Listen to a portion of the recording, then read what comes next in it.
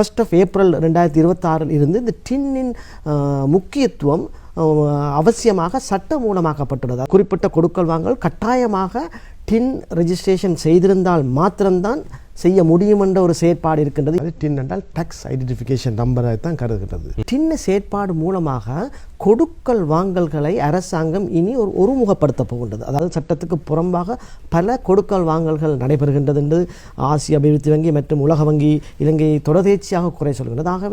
இந்த நேர்காணல் பகுதியில் இந்த டின் வரி செலுத்துதல் தொடர்பாகத்தான் நாங்கள் பேச இருக்கிறோம். இது ஒரு நாட்டை பொறுத்த மட்டில் இலங்கை ஒரு அழகான நாடு, ஒரு வளமான நாடு என்று நாங்கள் சொல்கின்றோம். இந்த நாடு இன்னும் பொருளாதார ரீதியாக முன்னேற்றம் அடைந்து நாங்களும் மகிழ்ச்சிகரமான ஒரு மனிதர்களாக இந்த நாட்டில் வாழக்கூடிய ஒரு சூழலை உருவாக்குவதாக இருந்தால் இந்த நாட்டில் வாழக்கூடிய ஒவ்வொரு மக்களும் அரசுக்கு வரி செலுத்துகின்றவர்களாக தங்களுடைய கடமைகளை செய்கின்றவர்களாக நாங்கள் மாற வேண்டும். ஐரோப்பிய நாடுகளை பொறுத்த மட்டிலே இந்த வரி என்பது மிகவும் அத்தியாவசியமான ஒரு கண்டிப்பான ஒரு விஷயமாக மாற்றமடைந்திருக்கிறது. எனவே அதே போலதான் அரசும் இந்த வரி செலுத்துகின்ற மக்களுக்கு தேவையான சேவைகளை வசதிகளை பெற்றுக் கொடுக்க வேண்டியதும் அரசினுடைய கடமையாக இருக்கிறது. எனவே இந்த டின் சம்பந்தமான நடைமுறை சம்பந்தமான பல விஷயங்கள், அது புதிய விஷயமாக இருந்தாலும் பலருக்கும் இது சம்பந்தமான ஒரு தெளிவூட்டல் விழிப்புணர்வு என்பது மிக அவசியமாக இருக்கிறது. அந்த வகையில் தான் நாங்கள் இன்று மிக முக்கியமான இந்த துறையோடு மிக நெருக்கமான ஒருவரை அழைத்து வந்திருக்கின்றோம். பட்டய கணக்காளரும் அதே போல வரி மற்றும் முகாமைத்துவ ஆலோசகரமாக நீண்ட காலம் சேவையாற்றி வருகின்ற ஒருவர் தான் உங்களுக்கு தெரிந்த AGS சுவாமிநாதன் சர்மா அவர்கள் எங்களோடு இன்று இணைந்திருக்கின்றார். அவரை நாங்கள் உங்கள் சார்பாக வரவேற்றுக் கொள்வோம். வணக்கம். வணக்கம். நன்றி. வணக்கம். நிச்சயமாக இந்த டின் என்றால் என்ன, அதே போல இது மக்களுக்கு ஏன் முக்கியத்துவம் பெறுகிறது, ஏன் அவசியமாகிறது? டின் என்று சொன்னால் நாங்கள் அது ஏன் டின் என்று சொன்னால் அந்த வெட் என்று சொன்ன மாதிரி டின் என்றால் டாக்ஸ் ஐடென்டிஃபிகேஷன் நம்பரை தான் கருதுகிறது. அதன் ஷார்ட் ஃபார்ம் தான் நாங்கள் டின் என்று சொல்லுகின்றோம். ஆகவே நிச்சயமாக எல்லோரும் ஈஸியாக ஞாபகம் வச்சுக்கொள்ளலாம். அது டின்னுக்கு முதல் அணையாக சொல்கிறேன், எல்லோரிடமும் நாம் 18 வயசாக இருக்கும் பொழுது O level செய்யும் பொழுது அந்த ஐடென்டி கார்டு நம்பர் எங்களுக்கு வருகின்றது. அதே மாதிரி தான் இந்த டின் செயற்பாடும் இருக்க போகின்றது. அதற்கு ஒரு இலக்கத்தை நாங்கள் பெற்றுக்கொள்ள. ஆமாம், NIC நம்பர் மாதிரி டின் நம்பர் வரப்போகின்றது. ஆகவே ஏனென்று சொன்னால் இந்த டின் முறை ஆனது மிகவும் முக்கியமாக கருதப்படுகின்றது. ஏனென்று சொன்னால் இந்த டின் செயற்பாடு மூலமாக கொடுக்கல் வாங்கல்களை அரசாங்கம் இனி ஒருமுகப்படுத்த போகின்றது. அதாவது இன்ஃபார்மல் எக்கனமியாக இலங்கையில் காணப்படுகிறது. பல எக்கனமி, அதாவது சட்டத்துக்கு புறம்பாக பிளாக் எக்கனமி என்று சொல்லுவோம், அல்லது ஃபார்மல் இன்ஃபார்மல் என்று சொல்லுவோம். அதாவது சட்டத்துக்கு புறம்பாக பல கொடுக்கல் வாங்கல்கள் நடைபெறுகின்றது என்று ஆசிய அபிவிருத்தி வங்கி மற்றும் உலக வங்கி இலங்கையை தொடர்ச்சியாக குறை சொல்கின்றது. ஆகவே இந்த டின் ஒரு கிட்டத்தட்ட 20 வருஷத்துக்கு முதலே உருவாக்கப்பட்டது தான் டின். இருந்தாலும் அது ஒரு இலகுவான போக்கைத்தான் அரசாங்கமோ கொள்கை பகுப்பாளர்கள் கடைப்பிடித்தாங்க.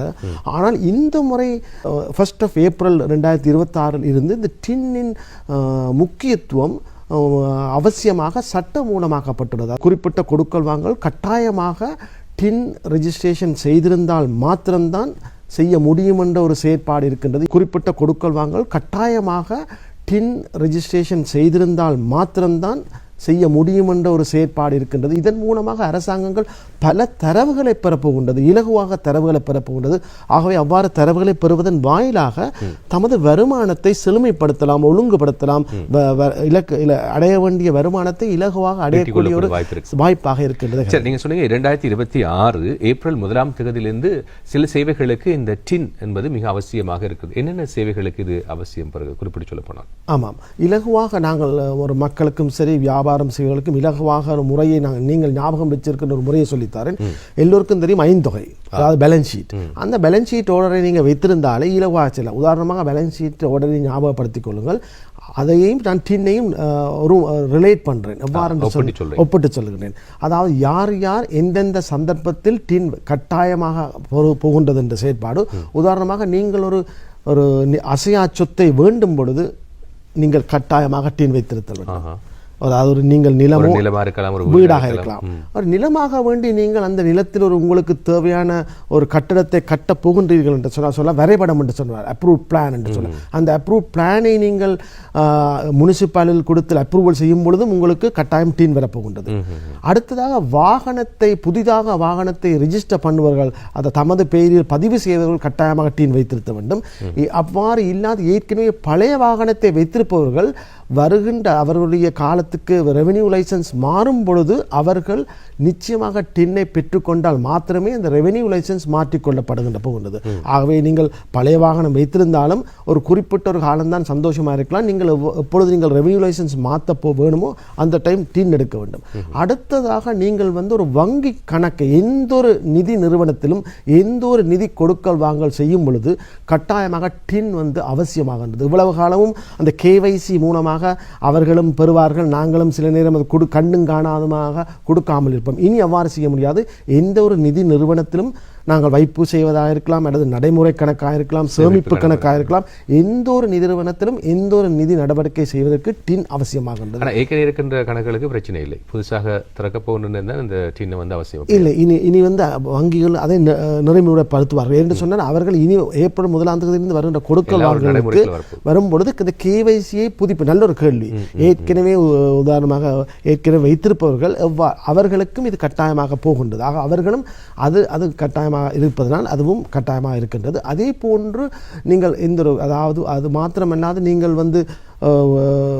ஒரு கிரெடிட் கார்டை கடன் அட்டையை பெறும் பொழுது நீங்கள் இந்த டின் ஏனென்று தற்பொழுது நாங்கள் சிறுவர்கள் முதல் எல்லோரிடமும் 18 வயதுக்கு மேற்பட்ட அனைவரிடமும் இந்த கிரெடிட் கார்டு பழக்கம் ஒரு கூடாத பழக்கம் தான் வந்துவிட்டு. ஆகவே கிரெடிட் கார்டு வைத்திருப்பவர்கள் கூட இப்பொழுது டின் இல்லாமல் வங்கி கொடுக்க முடியாது. ஆகவே நாங்கள் உற்று நோக்கும் பொழுது சகல சிஸ்டமேட்டிக்காக சகல கொடுக்கல் வாங்கல்களையும் அரசாங்க சேவைகளை வழங்கும் பொழுதும் இந்த டின் இல்லாமல் நாங்கள் பெற்றுக்கொள்ள முடியாது, செய்ய முடியாது, உரிமைகளை மாற்றிக்கொள்ள முடியாது என்ற செயற்பாடு இருக்கின்றது. ஆகவே உடனடியாக சொன்னால் நீங்கள் நிலையான சொத்தை வைத்திருந்தால், அந்த பிளான் செய்திருந்தால், வாகனத்தை வைத்திருந்தால், ரெவென்யூ லைசன்ஸ் மாற்ற வேண்டியிருந்தால், வங்கி கணக்கு ஆரம்பிக்க வேண்டியிருந்தால் மற்றும் கடன் அட்டையை நீங்கள் வைத்திருக்கும் பொழுதும் இந்த டின்னின் முக்கியத்துவம் பெறுகின்றது என்று நான் கருதுகிறேன். நிச்சயமாக நல்ல விஷயங்களை நீங்கள் தெளிவாக சொல்லிக் கொண்டிருக்கிறீர்கள். அதே போல இந்த டின் இலக்கத்தை பெறுவதற்கு எத்தனை வயதை நாங்கள் பூர்த்தி செய்ய வேண்டும்? ஏற்கனவே நீங்கள் சொன்னீர்கள் ஒரு அடையாள அட்டை நாங்கள் பெறுவதாக இருந்தால் 16 வயது பூர்த்தி செய்தவர்களுக்கு அடையாள அட்டைகளை பெற முடியும். இதேபோல இந்த டின் இலக்கத்தை வரி இலக்கத்தை பெறுவதற்கு எத்தனை வயதை நாங்கள் பூர்த்தி செய்கிறோம்? அதாவது இலங்கை இறைவரி திணைக்களத்தின் சட்டத்தின்படி ஒருவர் 18 வயதிற்கு மேற்படும் பொழுது அவர் மைனரிலிருந்து இண்டிவிஜுவலாக கருதப்படுகின்றார். ஆகவே 18 வயது வரையும் நீங்கள் பெற்றோர் டிபெண்டன்ட் சைல்டாக மைனர் சைல்டா 18 நிச்சயமாக அது 18 வயதுக்கு மேற்படும் பொழுது நீங்கள் டின்னை கட்டாயமாக எடுக்க வேண்டும். நீங்கள் டின் 18 வயதுக்கு மேற்படும் அடுத்த நாளே எடுக்க வேண்டிய கட்டாயம் இப்பொழுது உருவாக போகின்றது. ஆகவே நீங்கள் இப்பொழுதே நீங்கள் கேட்ட கேள்வி 18 வயம் பொழுது அந்த டின் நம்பரை ஒவ்வொருவரும் பெற்றுக்கொள்ளக்கூடிய உரிமையாளராக வரப்போகின்றார்கள். இன்னும் ஒரு கேள்வி வருகிறது. இந்த டின்னை பெற்று கொண்டு நாங்கள் வைத்திருப்பதால் எங்களுக்கு என்ன பயன் கிடைக்கப் போகிறது? இந்த டின்னை பெறுகின்ற எல்லோரும் வரி செலுத்துகின்றவர்களாக மாற வேண்டுமா? நல்ல ஒரு கேள்வி. எல்லோருமே இந்த டின் இருந்தால் வரி செலுத்த வேணுமா என்ற நல்ல ஒரு இல்லை. நீங்கள் டின் என்று சொன்னால் நீங்கள் ஒரு அந்த ஏற்கனவே கூறியது போன்று அரசாங்கத்தின் கொடுக்கல் வாங்கல்களை ஒருமுகப்படுத்துகின்ற செயற்பாடுக்கு நீங்கள் ஒத்துழைக்கின்றீர்கள், ஒத்துழைத்து செயற்படுகின்ற, அதாவது நாங்கள் சட்டத்தை பின்பற்றுகின்றோம் என்று சொல்லும் பொழுது. ஆகவே இந்த டின்னை பெறுவதன் வாயிலாக நாங்கள் அரசாங்கத்தினுடைய ஒழுங்குபடுத்தும் முறைமைக்கு உதவி செய்கின்றோம். ஆனால் நாங்கள் கட்டாயமாக வரி செலுத்த வேண்டிய அவசியம். உதாரணமாக நாங்கள் எடுத்துக்கொண்டால் 70 வயதுள்ள எமது பெற்றோராக இருக்கலாம், அல்லது எமது வீட்டில் இருக்கும் முதியவர் 70 இருந்தால் அவர்களுக்கு வருமானம் ஒன்றுக்கு மேற்பட்ட 2 வருமானம் இருந்தால் அவர் கட்டாயம் டின் வைத்திருக்கத்தான் வேண்டும். ஆனால் அவர் 18 லட்சம் வரை உள்ள தமது வருமான டாக்ஸ் ஃப்ரீ அலவன்ஸுக்கு உள்ளாக இருந்தால் அவர் வரி செலுத்த தேவையில்லை. ஆனால் டின் வைத்திருத்தல் வேண்டும். டின் வைத்திருத்தலும் வரி செலுத்துவதும் 2 வெவ்வேறு காரணம்.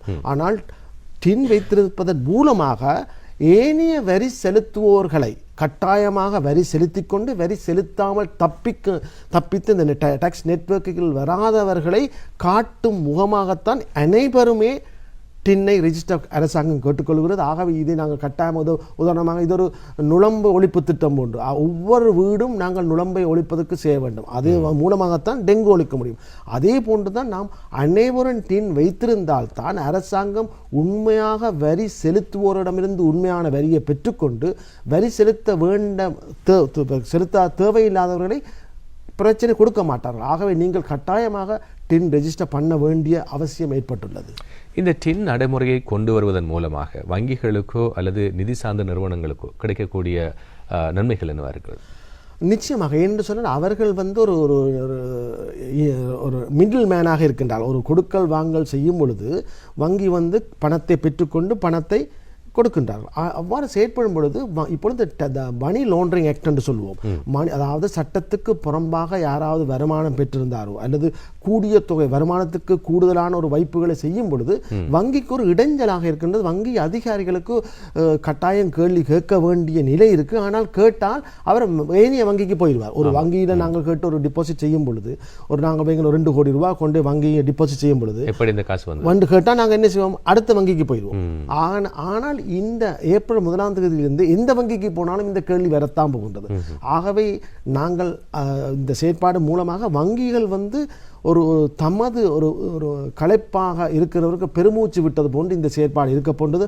அவர்கள் ஒரு ரிலாக்ஸாக தமது கேவைசி என்று சொன்னால் நோ யுவர் கஸ்டமர்ஸ். வங்கி நாங்கள் கணக்கை ஆரம்பிக்கும் பொழுது கேவைசி ஃபார்ம் என்று சொல்லுவோம். நோ யுவர் கஸ்டமர்ஸ் ஃபார்மை ஃபில் பண்ணணும். வாடிக்கையாளருடைய பற்றிய தரவுகளை, அந்த தரவுகள் வந்து இனி வங்கிகள் கட்டாயமாக இருக்க போகிறது. ஆகவே அந்த தரவுகள் மூலமாக அந்த வங்கிகள் வந்து கட்டாயம் வைத்திருக்க வேண்டும். அந்த தரவுகளை வங்கி வைத்திருக்க வேண்டுமா இல்லையான்னு இல்லை, கட்டாயம் வைத்திருக்க வேண்டும். அந்த தரவுகள் தான் இறைவரி திணைக்களத்திற்கு அனுப்பப்பட போகின்றது.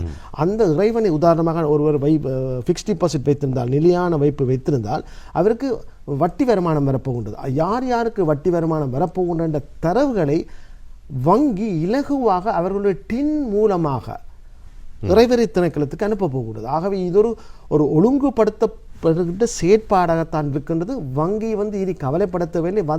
வங்கி வந்து இந்த சட்டத்தை பின்பற்ற வேண்டும். எவ்வாறு மத்திய வங்கியினுடைய கட்டளைகளை எவ்வாறு செவிசாய்த்து வங்கிகள் செயற்படுகின்றதோ அதே போன்று இந்த நிதி அமைச்சினால் உருவாக்கப்பட்ட டின் கட்டாயமாக்குவதன் மூலமாக வங்கிகள் பின்பற்றி செயற்படுவதன் மூலமாக அரசாங்கத்திற்கு இந்த செயற்பாடு உதவியாக இருக்க போன்றது என்று நான் கருதுகின்றேன். இன்னும் ஒரு விஷயம் எனக்கு சந்தேகமாக வருகிறது. சில வேளைகள் இந்த நிகழ்ச்சியை பார்த்து கொண்டிருக்கின்ற பலருக்கும் சந்தேகமாக வரலாம். இந்த டின் வரி இலக்கத்தை பெற்றுக்கொள்கின்ற நடைமுறை ஒரு கஷ்டமான நடைமுறையா? எங்கே போய் நாங்கள் இதை பெற்றுக்கொள்வது என்று பலர் கேட்கலாம். ஒரு கஷ்டமாகத்தான் இருந்தது ஒரு குறிப்பிட்ட காலத்துக்கு முன். இப்போது மிக இலகுவாக பெற்றுக்கொள்ளலாம். ஆனால் இலகுவா என்று சொன்னால் நீங்கள் அதற்குரிய தரவுகள், அதற்குரிய டேட்டாஸை நீங்கள் இலகுவாக நீங்கள் ஆன்லைன் மூலமாக கூட பெற்றுக்கொள்ளலாம். அல்லது நீங்கள் வரி ஆலோசகர், எங்கள் போன்ற வரி ஆலோசகர்கள், பட்டிய கணக்காளர் மூலமாக பெற்றுக்கொள்ளலாம். ஆகவே இப்பொழுது டின் நம்பர் பெறுவது என்பது மிகவும் மிகவும் இலகுபடுத்தப்பட்டுள்ளது. ஒரு காலத்தில் கஷ்டமாகத்தான் இருந்தது.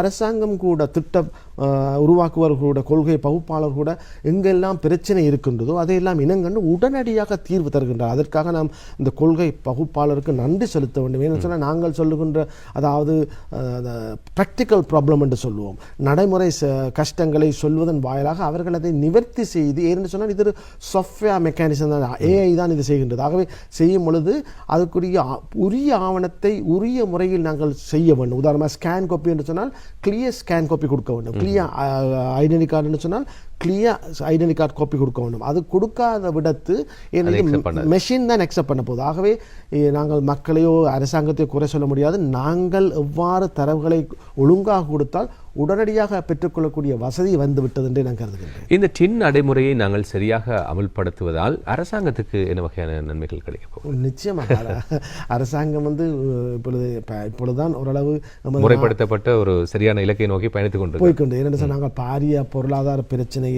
எதிர்கொண்டோம். படிப்படியாக ஓரளவு மீண்டு வருகின்றோம். இப்பொழுது நமது கடந்த 2025 காணப்படுகின்ற தளம்பலான ஒரு சூழல் மீண்டும் ஒரு பொருளாதார பாதிப்பை ஏற்படுத்துமா என்ற ஒரு இயக்கத்தோடு இருக்கிறோம். ஆமாம், 2025 உண்மையாகவே நாம் கஸ்டம்ஸ் அதாவது தமது இலக்கை அடைத்துள்ளார்கள். இறைவரி திணைக்களம் கூட தமது வருமான இலக்கை அடைந்துவிட்டார்கள். ஆகவே இந்த டின் நடைமுறைப்படுத்தலும் ஒழுங்குபடுத்தி விட்டால் அரசாங்கத்துடைய இலக்குகள் வந்து மிகவும் அடையக்கூடிய இலக்குகளாக இருக்க போன்றது ஒன்று. அதாவது அரசாங்கம் ஈட்ட வேண்டிய வருமானத்தை இலகுவாக ஈட்டக்கொள்ளக்கூடிய சந்தர்ப்பம் ஏற்பட போகின்றது. அது மாத்திரமல்லாது இவ்வளவு ஏனென்று சொன்னால் நாங்கள் பார்த்துருப்போம், இலங்கையினுடைய பொருளாதாரத்தில் சனத்தொகையில் வரி செலுத்துவ வேண்டியவர்களின் ஒரு சிறிய பகுதி தான் உண்மையாக வரி செலுத்துவார்கள். அது ஒரு குறைபாடு. அது மாத்திரமல்ல, ஏற்கனவே வரி செலுத்தி கொண்டிருப்பவர்களால் மீண்டும் மீண்டும் ஹராஸ் பண்ணுவார், அதாவது மீண்டும் மீண்டும் கடுமையாக தண்டனைக்கும் பிரச்சனைக்கும் உள்வாங்கப்படுகின்றார்கள் என்ற குறைபாடு காணப்பட்டது. ஆகவே இந்த டின் கட்டாயமாக்குவதன் மூலமாக வரி செலுத்த வேண்டிய கட்டாயமாக செலுத்த வேண்டியவர்கள் வரியிலிருந்து தப்பித்தவர்கள் இப்போது டாக்ஸ் நெட்வொர்க்குள் வரப்போகின்றார்கள். அவர்கள் மூலமாக புதிய வருமானம் வரப்போகின்றது. ஏற்கனவே வருமான இலக்கை அடைய முடியும், சிறந்த இலக்கை அடைய முடியும், புதிய வருமானம் அரசாங்கத்து வரப்போகின்றது. ஆகவே இவ்வாறு எல்லோருமே வருமானத்துக்கள் வரும்பொழுது, வருமானத்துக்கள் வரும்பொழுது அரசாங்கம் என்ன செய்யலாம் என்றால் ஒரு காலத்தில் இந்த வரிகளை குறைக்கலாம். நிச்சயமாக அரசாங்கம் அதைத்தான் திருப்பி சொல்கின்றால், வரி செலுத்த வேண்டிய அனைவருமே வரி செலுத்திவிட்டால், நானும் அடிக்கடி சொல்லிக் கொண்டு வர நேர்காணல் மூலமாக இலங்கையில் உள்ள அனைவருமே, நீங்கள் ஏற்கனவே ஆரம்பத்தில் சொன்னது போன்று அபிவிருத்தி அடைந்த நாடுகள் எவ்வாறு செயற்படுது என்று சொன்னால் வரி மூலமாகத்தான் செயற்படுகிறது. அந்த வரி கட்டமைப்பு ஆனது மிகவும் கடுமையானது. இலங்கையிலும் அது வந்துவிட்டால் நமக்கு உலக வங்கியும் தேவையில்லை, ADB ஆசிய அபிவிருத்தி வங்கியும் தேவையில்லை. எங்களுடைய நாடே ஒரு நீங்கள் சொன்னது செழுமையான நாடு, உலகில் அதாவது அழகிய நாடு, எல்லா பொருளாதார வளங்களும் நிறைந்த நாடு. ஆகவே அனைவரும் இது தமது கடமையாக இருக்கணும். உண்மையாக யாருமே வரி செலுத்த விருப்பமில்லை. ஆனால் வரி செலுத்துவதன் மூலமாகத்தான் எமது இன்ஃப்ராஸ்ட்ரக்சர் என்று சொல்லுவோம், அந்த கட்டமைப்பை உருவாக்க முடியும்.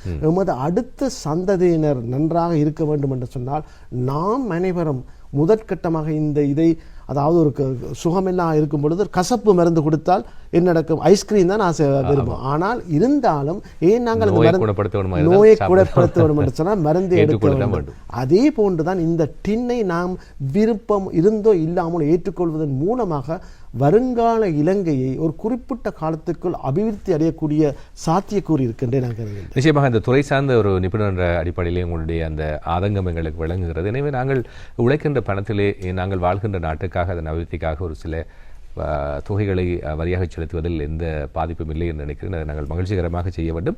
இன்னும் ஒரு விஷயத்தை நான் நினைத்து பார்க்கிறேன் என்று சொன்னால், அந்த முறையற்ற பண சேகரிப்பு அல்லது பண குவிப்பு என்பது இப்போது அதிகரித்திருக்கிறது. போதைப் பொருள் பாவனை, அதன் மூலமாக வருகின்ற வருமானம், இதை கட்டுப்படுத்துவதற்கான ஒரு மார்க்கமாக கூட இந்த டின் நடைமுறை இருக்கலாமா? நிச்சயமாக. என்ன சொன்னால் மணி லாண்டரிங் ஆக்ட் என்று சொல்லலாம்.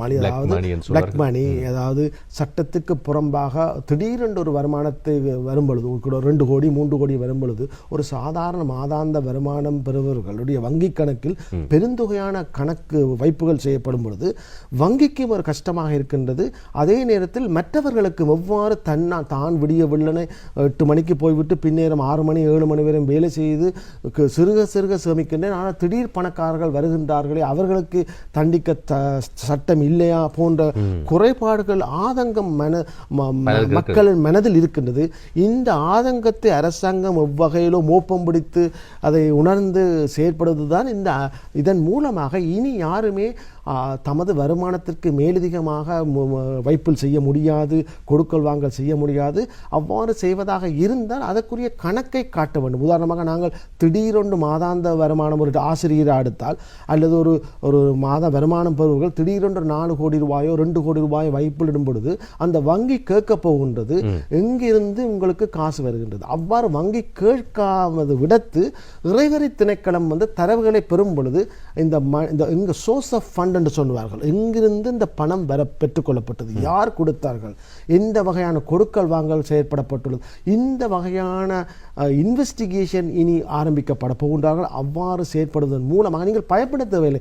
உதாரணமாக நாங்கள் செய்யும் பொழுது திடீரென்று இப்பொழுது யங்ஸ்டர்ஸ் எடுக்கலாம், அவர்கள் புதிய ஒரு தொழிலை தொடங்கி புதிய வருமானத்தை பெற்றுக்கொண்டால் நீங்கள் அதுக்கு பயப்பட தேவையில்லை. அதற்குரிய ஆவணங்களை நீங்கள் அக்ரிமெண்டாக இருக்கலாம், அல்லது அதற்குரிய ரெஜிஸ்ட்ரேஷன், அதற்குரிய ஆவணங்களை நீங்கள் தரவுகளை கொடுக்கக்கூடியதாக இருந்தால் ஒரு பயம் இல்லை. திடீரென்று ஒரு கார்மெண்ட்ஸ் ஃபேக்டரி வச்சிருப்பவர்களுக்கு நல்ல ஒரு ஆர்டர் நீங்கள் சொன்ன இந்த பொருளாதார சிக்கல் மூலமாக அரசாங்கத்துக்கு செய்பவர்களுக்கு புதிய ஆர்டர் வந்தால் அவர் என்ன செய்ய வேண்டும் என்று சொன்னால், அதன் மூலமாகத்தான் பெறப்பட்டது, அதற்குரிய வரியையோ வெட்டையோ அல்லது SSCL போன்ற வருமான வரி போன்றவற்றை கட்டிவிட்டு கணக்கை காட்டுவதாக இருந்தால் செயற்பட முடியும். ஆனால் அவ்வாறு இல்லாது போதைப் பொருட்கள் மற்றும் சட்டத்துக்கு புறம்பான செயற்பாடு மூலமாக பெறப்படுகின்ற வருமானத்தை பணத்தை இனி ஒழுங்குபடுத்தப்பட போகின்ற செயற்பாடாகத்தான் இந்த டின் செயற்பாடு அமைய போகின்றது என்று நான் கருதுகின்றேன். நீங்கள் கூறுகின்ற போது சொன்னீர்கள் புதிய தொழிலை ஆரம்பிக்கின்றவர்கள். புதிய தொழில் முயற்சியாளர்கள் அவர்களுக்கு இந்த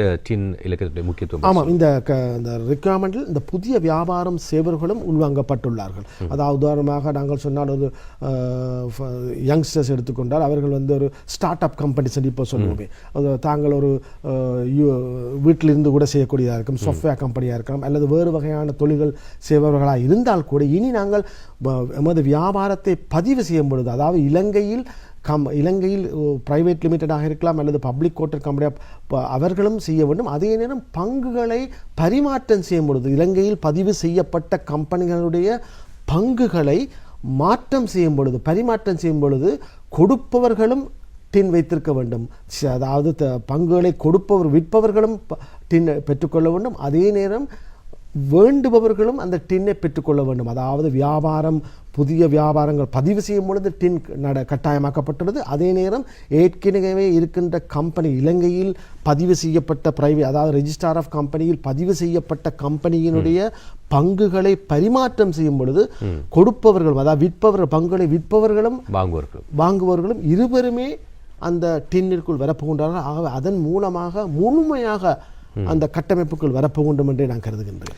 நிச்சயமாக அதே போல நீங்கள் சொல்லுகின்ற இந்த விஷயங்களை பார்த்து கொண்டு போகின்ற நேரம் சில யோசிக்கலாம், வங்கிகளில் கொண்டு வைப்பு செய்தால் தான் இந்த பிரச்சனை, நாங்கள் காசுகளை வீட்டில் வச்சிருந்தால் பிரச்சனை வராது என்று யோசிக்கலாம்.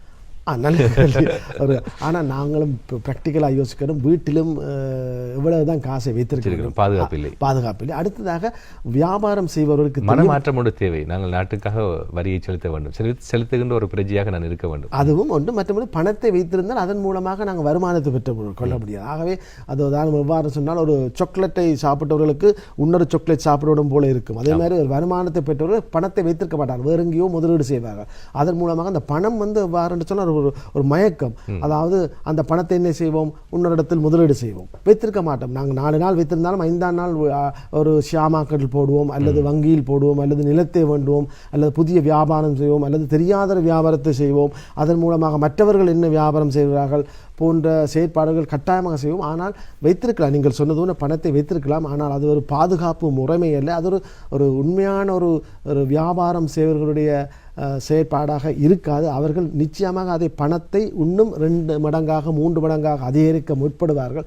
ஆகவே பணத்தை இந்தியா போன்ற கருப்பு பணத்தை வைக்கின்ற அளவுக்கு இலங்கையில் அவ்வளவு இல்லை என்றாலும் நாம் பணத்தை பணமாக்க வீட்டை வைத்திருக்க வேண்டாம் என்று நான் இதன் மூலம் கருதுகின்றேன். ஏனென்று சொன்னால் பணவீக்கத்தை நீங்கள் பணத்தை பணமாக வைத்திருந்தால் பணவீக்கத்தினுடைய போட்டி போடும் பொழுது உங்களுடைய பணத்தினுடைய முகத்தோற்றம் கொள்ளளவு தன்மை குறைய போகின்றது. ஆகவே நீங்கள் வரிக்கு பயந்து பணத்தை வைத்திருக்க வேண்டாம். வரி என்பது பெரிய கஷ்டமில்லை. நல்ல ஆலோசகரை பெற்றால் வரியும் உங்களுடைய வாழ்க்கையில் அங்கமாக கருதி பணத்தை இரட்டிப்பாக்கலாம் என்று நான் கருதுகிறேன். நிச்சயமாக இந்த வரி நடைமுறை அல்லது டின் நடைமுறை என்பது இலங்கையினுடைய நீண்ட கால பொருளாதாரத்தில் என்ன வகையான மாற்றங்களை ஏற்படுத்தும்?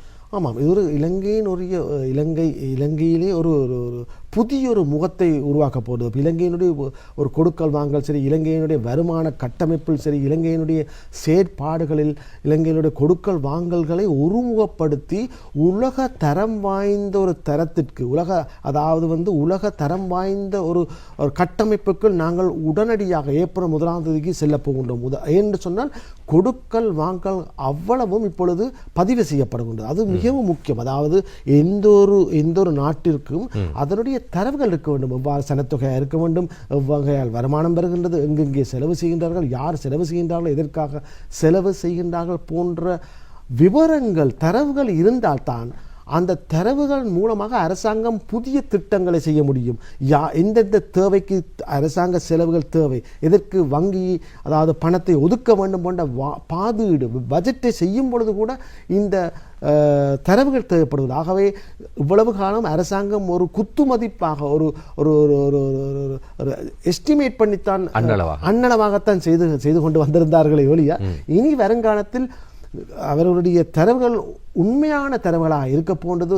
அரசாங்கத்துக்கு வருமானமும் வரப்போகின்றது. அதே நேரம் அரசாங்கத்துடைய செலவுகளும் எதற்கு தேவையோ அதை நோக்கிய செலவாக இருக்க போன்றது. ஆகவே வேல்யூ ஃபார் மணி என்று சொல்லுவோம். அரசாங்கத்தினுடைய ஒவ்வொரு செலவும் எமது வரிப்பணம். ஆகவே அரசாங்கம் கட்டாயமாக மக்களுக்கு விளக்கம் சொல்ல வேண்டும். ஆகவே இனி அரசாங்கம் இந்த தேவைகளை உணர்ந்து தமது செலவுகளை ஒதுக்க முடியும் என்றே நான் கருதுகின்றேன். அதுபோல டின் இலக்கம் இல்லாத பொதுமக்கள் எதிர்நோக்கக்கூடிய சவால்கள் அல்லது சிரமங்கள் என்று சொன்னால் எதை சொல்லலாம்? இனி டின் என்று சொன்னால் நான் நினைக்கிறேன் இனி டின் இல்லாமல் யார் வாழலாம் என்றால் ஒரு 75 வயதிற்கு மேற்பட்டவர்கள், ஒரு எல்டர்ஸ், அதாவது சீனியர் சிட்டிசன், அவர்களுக்கு ஒரே ஒரு வருமானம் இருந்தால், உதாரணமாக சொன்னால் ஒரு பென்ஷனியர் எடுத்துக்கொண்டால் அவர்களுக்கு நிலையான வைப்பு இருந்து அந்த நிலையான வைப்பின் மூலமாக 18 லட்சத்துக்கு குறைவாக வட்டி வருமானம் பெற்றுக்கொண்டார். அவர் வரி கூட கட்ட தேவையில்லை. வருடத்துக்கு 18 லட்சம், இப்போ டேக்ஸ் ஃப்ரீ அலவன்ஸ் என்று சொல்லுவோம், 18 லட்சம் இருந்தால் கட்ட தேவையில்லை. ஒரே வருமானம் இருந்து, அதாவது வட்டி வருமானமாக இருந்தால், அல்லது பென்ஷன் எடுப்பவர்கள் பென்ஷனை மாத்திரம்தான் இருந்தால் அவர்களுக்கு தேவைப்படாது. ஏனென்று சொன்னால் அவர்களுடைய வாழ்க்கையில் எல்லா விதத்தையும் சாதித்து அவர்கள் ஒரு வாழ்க்கையில் ஒரு முதுமை நிலையை அடைந்து ஓய்வு நிலையை இருக்கும் பொழுது அவர்களுக்கு டின் பெற்றுக்கொண்டான் என்ன தேவையில்லை. அதனால்தான் அரசாங்கம் இந்த 7 வகையான செயற்பாடுகளுக்கு முக்கியம் இருக்கு. உதாரணமாக நாங்கள் இனி 70 வயதுள்ள ஒரு ஆளுக்கு வாகனம், சொத்துக்களை வேண்ட மாட்டோம், வாகனத்தையும் வேண்ட மாட்டோம். ஆகவே நீங்கள் பயப்பட தேவையில்லை, டின் இல்லாமலும் இருக்கலாம். முதியவர்கள் இந்த நேர்காணல் மூலம் நான் சொல்லுகின்றேன், நீங்கள் பென்ஷனராக இருந்த முதியவர்களாக இருந்தால் அல்லது வட்டி வருமானம் மாத்திரம்தான் இருந்தால் நீங்கள் டின் பெற தேவையில்லை. டின் பெற்றால் கூட நீங்கள் டேக்ஸ் கட்ட தேவையில்லை.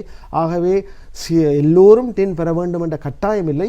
டின் கட்டாயமாக பெற வேண்டியவர்கள் இனி கட்டாயமாக பெற்றுத்தான் செயற்பட வேண்டும். இதை விடத்து நீங்கள் சட்டத்தை மீறுபவர்களாக இருக்க போகிறீர்கள். பிரேக் தலோ அந்த பெந்தலோ ஒன்று இருக்கும் பொழுது நீங்கள் சட்டத்தை மீறும் பொழுது அதற்குரிய தண்டம் பெறப்போகின்றது. ஏன்னு சொன்னால் இந்த 2 லட்சம் ரூபா தண்டம் பெறப்போகிறது. இனி அந்த செயற்பாடுகளை அந்தந்த நிறுவனங்கள் இல்லாத விடத்து அவர்களுக்கு பெனல்ட்டி வரப்போகின்றது. ஆகவே நீங்கள் கவனமாக சட்டத்தை தெரிந்திருந்து அறிந்திருந்து அதை கடைப்பிடிக்க வேண்டும், நடைமுறைப்படுத்த வேண்டும். ஐரோப்பிய நாடுகளை பொறுத்த மட்டில் அல்லது ஏனைய நாடுகளை பொறுத்த மட்டிலே இந்த வரி நடைமுறை என்பது எப்படி இருக்கிறது? அதனோடு ஒப்பிட்டு பார்க்கின்ற போது இலங்கையினுடைய வரி நடைமுறை எப்படி இருக்கிறது? இலங்கை பொறுத்தவரையில் உண்மையாகவே நிறைய வரி இருக்கின்றது. அதாவது நாட்டுக்கு பொருத்தம் மட்டுமே கூடுதலான வரியை மக்கள் செலுத்துகின்றார்கள். நம்பர் ஆஃப் டேக்ஸ் என்று சொல்லும் பொழுது கூடுதல். ஏன் இந்த நம்பர் ஆஃப் டேக்ஸ் இருக்கு என்று சொன்னால் இருக்கின்ற டேக்ஸ் சிஸ்டம் ஒரு எஃபிஷியன்ட் டேக்ஸ் இல்லை. உதாரணமாக நான் டேக்ஸை சொன்னால் டைரக்ட் டேக்ஸ், இன்கம் டேக்ஸ் இருக்கு, வெட் இருக்கு, எஸ்எஸ்சிஎல் இருக்கு, அது மாதிரி ஸ்டாம்ப் டியூட்டி இருக்கு, கேபிட்டல் கெயின் இருக்கு, போன்ற பல டேக்ஸ்கள் இருக்கு. ஏன் இருக்கு என்று சொன்னால் அந்த வினைத்திறன் இல்லை. அதாவது பெற்றுக்கொள்ளக்கூடிய ஒவ்வொரு அதாவது சட்டத்தில் பல ஓட்டைகள் இருக்கு. ஓட்டை இருக்கும் பொழுது அதை தப்பிக்கொள்ளுவர்கள், எலிகள் அதன் மூலமாக போகின்றது, பெருச்சாலிகள் கூட போகின்றது. ஆகவே இந்த செயற்பாடு நீங்க கேட்ட கல்வி அபிவிருத்தி அடைந்த நாடுகளும் விட எமது நாட்டில் பல வரி இருக்கின்றது. அது குறைபாடு என்று சொன்னால் அந்த பல குறைபாடுகள் இருக்கிறது. ஆனால் இந்த குறைபாடுகளை நிவர்த்தி செய்வதற்கு அதாவது ஆரம்ப ஒரு படிநிலை தான் இந்த டின் உருவாக்கும். ஆகவே இந்த வரியில் இருக்கின்ற ஓட்டைகளை சரி பார்ப்பதில் உள்ள ஒரு முதல் கட்டமாகத்தான் இந்த டின், அதாவது தப்பிக்கொள்ள முடியாமல் உள்ள செயற்பாடாகத்தான் இந்த செயற்பாடு இருக்க போன்றது. மிக குறுகிய காலத்தில் நீங்கள் இருந்து வாருங்கள். சிங்கப்பூர், ஆஸ்திரேலியா, கனடா, யூகே போன்ற முறையில் இலங்கையில் சட்டம் பெறப் போகின்றது. நாமும் பெருமை கொள்ளலாம். சட்டத்தில் கூட நாங்கள் அபிவிருத்தி அடைந்த நாடை போன்று இருக்கின்றோம் என்ற முறையில் பெருமை கொள்ளலாம். சரி, சிலர் பொதுவாக மக்களை பொறுத்த மட்டில் அவர்களுடைய பக்கத்திலிருந்து நான் ஒரு கேள்வியை கேட்டால், நாங்கள் வரியை செலுத்துகின்றோம், நாட்டின் முன்னேற்றத்தை பற்றி யோசிக்கின்றோம், எனவே எங்களுடைய கடமைகளை நாங்கள் செய்கின்றோம், அதற்கு மாற்றீடாக பொறுப்புகளாக அரசாங்கம் எங்களுக்கு வசதிகளை தர வேண்டுமே என்று யோசிப்பார்கள். உங்களுடைய அனுபவத்தில் நீங்கள் ஒன்று சொல்லுங்கள். உண்மையாகவே நானும் வரி செலுத்துவர்கள். அந்த வகையில் பார்த்தால் என்ன பலன் கிடைப்பது என்று நாங்கள் கேட்கலாம், இலகுவாக கேட்கலாம். நாங்கள் உண்மையாக ஒரு நிறுவனத்தை இயக்கினால் தான் தெரியும், அல்லது குடும்ப தலைவராக இருந்தால் தான் தெரியும் எவ்வளவு கஷ்டம். ஆகவே ஒரு குடும்பத்தையோ நிறுவனத்தையோ தனி நிறுவனத்தை உருவாக்குவதே கஷ்டம் என்றால் ஒரு நாட்டை அது உருவாக்குவது மிகவும் கஷ்டம். அதாவது ஒரு ஜனநாயக நாட்டில் ஒரு ஆட்சிக்கு வருவர்கள் 5 வருஷம் தான் இருக்க போட்டார்கள். மூச்சு விடுவதற்கு முன் 5 வருடம் போய்விடும். ஆகவே நாங்கள் குறை சொல்வதனால் பல வகையில் குறை சொல்லலாம். இனி நாங்கள் குறை சொல்வதை விடுத்து நாம் அனைவரும் எமது நாட்டை இலங்கை, எமது திருநாட்டை நாம் செழுமைப்படுத்தாத விடுத்து வெளிநாட்டவர்களாக செழுமைப்படுத்த போன்றார். ஆகவே நாம் முன்னுதாரணமாக இருக்க வேண்டும். ஆகவே நாம் இந்த கொடுக்கல் வாங்கல்களை ஒழுங்குபடுத்தினார். உதாரணமாக வெளிநாட்டிலிருந்து வருவோல் எமது உறவினர்கள் கூட சிரிக்கின்றார்கள், உங்கள் நாட்டில் டாக்ஸ் பெருசாக இல்லை, சட்டம் சரியில்லை என்று சொல்லும்போது உண்மையாக மனவேதனையாக இருக்கின்றது, நமக்கு ஒரு கில்ட்டி ஃபீலிங்காக கூட இருக்கின்றது. ஆகவே நாம் இது பெருசாக உண்மையாக இலங்கையில் டாக்ஸ் குறைவு, அதிஉச்ச டாக்ஸ் 30%. உங்களுக்கு தெரியுமா, ஒருவர் செலுத்த வேண்டிய கம்பெனி செலுத்த வேண்டிய வீதம் 30, தனிநபராக இருந்தால் 30, அதுவும் உங்கள் ப்ரோக்ரஸ் பேசிஸ். ஆனால் அபிவிருத்தி அடைந்த நாடை பொறுத்தவரை 54% டாக்ஸ் பே பண்ணுறாங்க. ஆகவே இலங்கை நீங்கள் சட்டத்தை தெரிந்திருந்தால் கவலைப்பட தேவையில்லை. ஆனால் நீங்கள் கேட்ட போன்று என்ன பலன் கிடைக்கின்றது. உதாரணம் உண்மையாகவே இப்போ எங்களது கல்வி கல்வி வந்து இலவச கல்வி, மருத்துவம் இலவசம். நாங்கள் தான் அதை பயன்படுத்துவோம் இல்லை. ஆனால் இப்பொழுது மக்கள் அந்த இலவசத்தை நோக்கி செல்கின்றார்கள். ஏனென்று சொன்னால் பொருளாதார கஷ்டம், உலக கஷ்டம் வந்து இலங்கைக்கு மாத்திரமல்ல முழு உலக நாட்டுக்கும் இப்பொழுது உருவாகி இருக்கின்றது. ஆகவே நாம் நிச்சயமாக அரசாங்கத்தை ஒழுங்காக டேக்ஸ் பே பண்ணினால், வரி செலுத்தினால் அரசாங்கத்தை நாங்கள் நெஞ்சை நிமித்தி கொண்டு கேள்வி கேட்கலாம். இப்பொழுது நீங்களே இந்த நேர்களே சொல்லுங்கள், நீங்கள் உண்மையாக டேக்ஸ் பே பண்ணியிருக்கிறீர்களா? அப்படி பே பண்ணினால் நீங்கள் வந்த முதல் நிறைய கேளுங்கள். ஏனென்று சொன்னால் நாங்களும் அதை செய்வதில்லை. நாங்களும் மற்றவர்கள் கேட்கட்டும் இருக்கிறோம். ஆனால் நாங்கள் இனி டேக்ஸை பே பண்ணினால் நிச்சயமாக அரசாங்கத்திடம் கொள்கை பகுப்பாளரிடம் கேட்கலாம். நாங்களும் நீங்கள் சொன்னது போன்று அரசாங்கம் நிச்சயமாக சிறந்த சேவையை தரப்போகின்றார்கள். இந்த அரசாங்கத்தை பார்க்கும் பொழுது முதல் கட்டமாக தேவையற்ற செலவுகள் அனைத்தையுமே அவர்கள் நிறுத்திவிட்டார்கள். அதாவது செலவுகளை குறைத்தாலே ஒரு வருமானம் என்று சொன்னால் அதன் மூலமாகவே இந்த அரசாங்கம் கூட உதவி செய்கின்றது. நாங்கள் ஏன்னு சொன்னால் நாங்கள் வெளியிலிருந்து பார்க்கின்றோம், எமது பணம் இப்பொழுது முறையாக பயன்படுத்தப்படுகின்றது. ஆகவே நாம் கவலைப்பட வேண்டாம். ஏதோ ஒரு கட்டத்தில் நான் திரும்பத்தான் வேண்டும். அந்த கட்டம் இந்த கட்டமாக இருந்து நாம் அனைவரும் சேர்ந்து ஊர் திரண்டால் தான் தேர் இழுக்கலாம். அதே போன்று நாம் அனைவரும் இலங்கை மக்கள் அனைவரும் வரி செலுத்துவர்கள் அனைவரும் ஒன்றிலிருந்து இலங்கையை நாம் அபிவிருத்தி அடைந்த நாடாக கட்டாயமாக்க வேண்டியது எமது கடப்பாடு. அதன் மூலமாகத்தான் எமது வருங்கால சந்ததியினை வருங்கால இலங்கையும் ஒரு அபிவிருத்தி அடைந்த நாடாக மாற்ற முடியும் என்று சொல்லி நான் கருதுகிறேன். நிச்சயமாக அந்த நல்ல சிந்தனையோடு நல்ல கருத்தோடு நாங்கள் நிகழ்ச்சியை நிறைவு செய்கின்ற நேரம் வந்துவிட்டது. அந்த வகையில் மிக பயன் தரக்கூடிய விஷயங்களை டின் வரி இலக்கம் சம்பந்தமாகவும் இந்த வரியை செலுத்துவது சம்பந்தமாகவும் மிக ஆழமான விளக்கங்களை மிக தெளிவாக எங்களுக்கு வழங்கியிருந்தார் பட்டய கணக்காளரும் அதே போல வரி மற்றும் முகாமைத்துவ ஆலோசகருமாக செயற்படுகின்ற AGS சுவாமிநாதன் சர்மா அவர்களுக்கு விசேடமாக நேத்ரா டிவியின் சார்பாக நன்றிகளை தெரிவித்துக் கொள்கின்றோம். நன்றி, வணக்கம். பட்டய கணக்காளரும் அதே போல வரி மற்றும் முகாமைத்துவ ஆலோசகரமாக நீண்ட காலம் சேவையாற்றி வருகின்ற ஒருவர் தான் உங்களுக்கு தெரிந்த AGS சுவாமிநாதன் சர்மா அவர்கள்.